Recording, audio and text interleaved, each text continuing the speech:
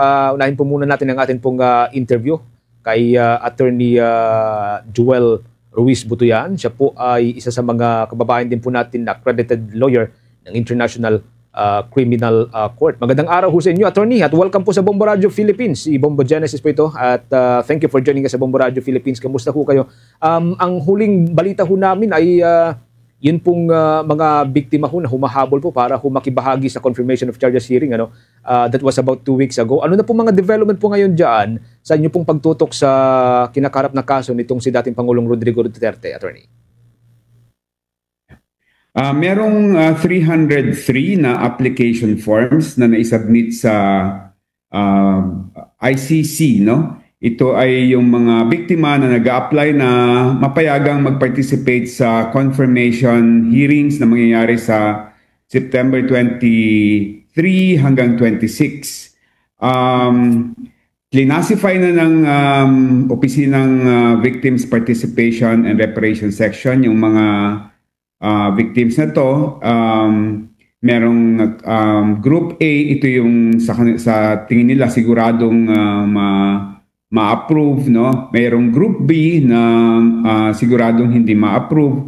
Tapos yung Group C na hindi nila alam kung ma-approve o hindi, kaya sinasubmit nila sa decision ng chamber, no? So nandun tayo sa punto na yon, magde-decide yung chamber kung i-accept or i-deny yung application forms ng Group C na mga biktima. Inaantay natin yung magiging decision doon. Pero kapag gumugulong na po yung hearing, Attorney, pwede pa rin po bang humabol yung ilan po sa mga biktima? Pwede pa. Alam mo, ang maganda sa ICC, Bombo Genesis, is even while yung trial is ongoing, pwede pa rin mag-apply na mag-participate yung mga victims, no? Dahil actually yung main stage ng ICC proceedings na kung saan talagang actively magpa-participate yung mga biktima ay yung tinatawag na reparation stage, no? Ito ay mangyayari lamang after na ma-convict, no, yung akusado, and then magkakaroon ng reparation stage, doon na pag-uusapan yung mga danyos na ibibigay sa mga biktima. Kaunting background lamang sa nababanggit po ninyong reparation, Attorney. May mga ilang taon ho kaya yung pong posible pong aabutin ng aplikasyon or para ho doon sa yung application para ho doon sa reparation at yun pong mismong pagproseso na ho rito kung sakali, Attorney? Alam mo kung ibabase natin doon sa mga na-desisyonan ng kaso, no? May mga tumagal ng mga 7 hanggang 8 taon, no? Pero yung mga yon, medyo mahirap yung mga charges doon dahil marami, hindi lang iisa, no? Dito sa atin, sa ngayon, iisa lang yung akusado. Tapos mukhang crime against humanity of murder, yung tinutumbok na magiging kaso. So, may mga nagsasabi, isa na doon, yung si former ICC Judge Raul Pangalangan, isang Filipino, na kanyang tansya baka matapos in 2 to 3 years yung criminal trial. So, pagkatapos ng criminal trial, kapag convicted, doon mangyayari yung reparation. So mga 2 to 3 years yung tansya ni Judge Pangalangan. And magkakaroon din ho ba ng limit dun sa mga papayagan pong hahabol ng victim? Una, para ho makipag-participate sa trial. And then pangalawa, para ho doon sa kinalaunan ay reparation, Attorney. Walang limit yan kasi depende talaga sa assessment ng ICC kung totoong biktima, no? Doon sa may krimen that's being charged. So for as long as you can prove that you suffered damage, you can be admitted as a victim, no? Although ang isang issue dito is marami kasing krimen, iba't ibang klaseng krimen ang nangyari ng drug war, no? Merong murder, merong mga torture, merong mga imprisonment, merong mga sexual violence, no? So kung ang gagawin ng ICC ay ang lilitisin niya lang ay yung murder, baka hindi na masasama yung mga biktima ng mga illegal detention, sexual violence, torture. So yung mga murder victims lang masasama. Pero will it be possible, Attorney, or is it possible na ma-expand po yung cases tulad po ng murder, torture na nababanggit po ninyo kanina, kasama yung pong illegal detention, at hindi lamang po magfo-focus doon sa crimes against humanity ni dating Pangulong Duterte? O malalaman natin actually within a few days or a week kasi ilalabas yung tinatawag na documents containing charges. No? Ito yung kumbaga sa atin kung nagkaroon na tayo ng karanasan sa kaso dito sa criminal case, ito yung information. Ito yung parang yung kina-charge ng prosecution. No? So dito magsasaad kung talagang crime against humanity of murder lang or kung i-expand nila sa ibang crimes yung i-charge nila against the former president. Pero sa inyo pong sariling pananaw, attorney, base doon sa mga hawak na rin pong ebidensya sa ngayon, sa tingin po ninyo, mag-expand po kaya? Sa akin, no, kung everything else being equal, meron talagang ground and merong mga ebidensya, malakas at maraming ebidensya to charge the former president with more crimes other than crime against humanity of murder, no? Kasi talagang lantaran talaga yung mga nangyari and talagang sa bibig niya mismo, no? In-encourage niya yung mga pulis talaga na gumawa ng krimen, no? Pero nandyan din kasi yung practicality na kapag masyadong maraming i-charge at magtatagal yung trial, si Mr. Duterte, 80 years old na. So baka mamaya hindi niya abutan yung conviction, no? So nandun siguro ako nagsususpecha lang na baka mamaya nasa isip ng mga prosecutors, no? ICC prosecutor na baka i-limit nila yung demanda to just 1 or 2 charges para mabilis yung trial at magkaroon ng conviction kaagad. And considering yung edad na rin po ni dating Pangulong Duterte, Attorney. Anyway, from September 7, mula po ngayong araw hanggang September 23, may mga nakahanay pa po ba ng mga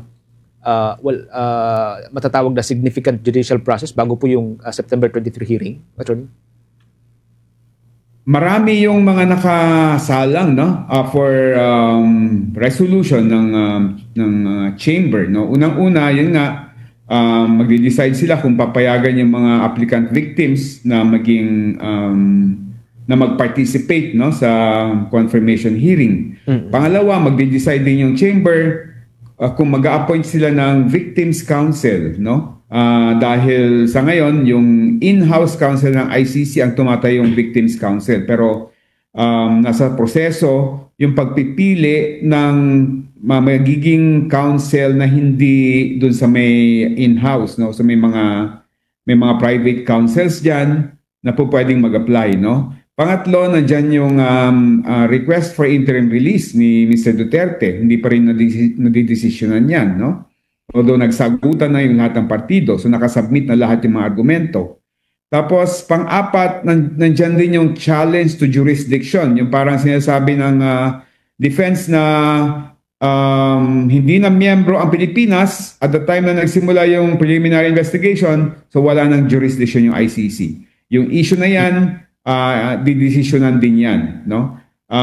Panglima, yung issue ng disqualification ni ICC Prosecutor Khan, no? Nasa appeals chamber yan and up for decision din yan. So at least yung 5 issue na yan, ideally dapat dinidesisyonan yan bago mag-umpisa yung confirmation hearing sa September 23. Pero napaka-limited na po yung time, Attorney.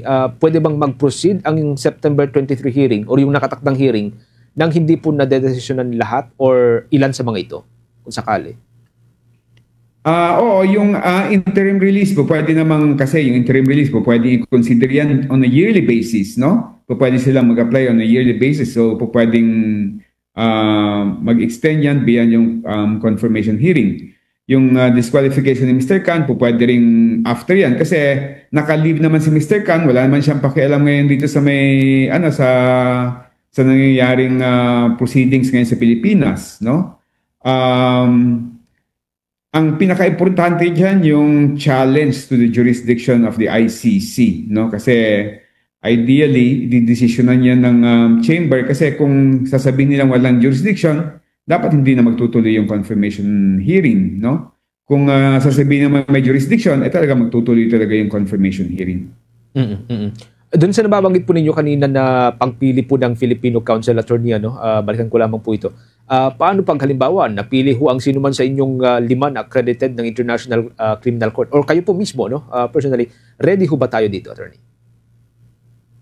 Ready naman yung mga Filipino counsels who have been handling victims, no, of the drug war from day one, no? Talagang immersed naman kami sa lahat ng mga pangyayari, alam namin yung issues, no? Dahil 2016 pa lang talagang we have been handling and representing victims, no? So alam namin yung mga issues. Pero either way, pupunta po kayo sa The Hague sa time na yon, Attorney? Ready naman yung meron kasing training ng mga counsel kasi nasa list counsel ako ng ICC. May training ng mga counsel sa September 23 to 25. So talagang nandun din talaga ako, no? Sa Hague para mag-attend ng training.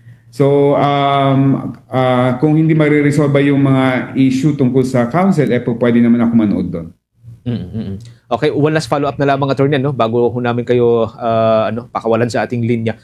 Pwede pang kung halimbawa makita ho ng judge na wala pong sapat na dahilan para ho kasuhan si dating Pangulong Duterte by September 23, sabihin na lamang ho niya sa prosecutor na, sige, manghalap ka muna ng ebidensya, pero at the same time, nakakulong pa rin or nakapit pa rin po si dating Pangulong Duterte. Pwede ho ba yung ganitong sitwasyon, Attorney? Pwede yan, Bombo Genesis, nasa rules yun ng ICC, no? Na isa sa mga pwedeng maging resulta sa confirmation hearing ay sabihin ng mga judges na kulang yung ebidensya mo, mag-imbestiga ka pa, no? Mag-imbestiga ka pa and tingnan mo kung meron ka pang ibang makukuhang ebidensya, no? So, nasa possibilities yan, nasa range of possibilities yan. And pwedeng hingin pa rin ng prosecution na si Mr. Duterte ay nasa kustodiya pa rin nila kasi nandiyan pa rin yung danger na baka mamaya isiwalat niya yung mga potential na mga testigo laban sa kanya. Okay. Sige, Attorney, from time to time, hanggang sa matapos po itong mga hearing na ito, muli kaming uugnay po sa inyo.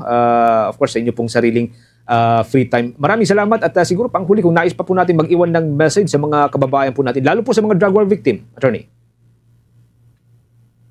Subaybayan ho natin itong mangyayaring trial sa ICC dahil ito ay isang makasaysayan talaga na mangyayari, no, sa ating bansa, no?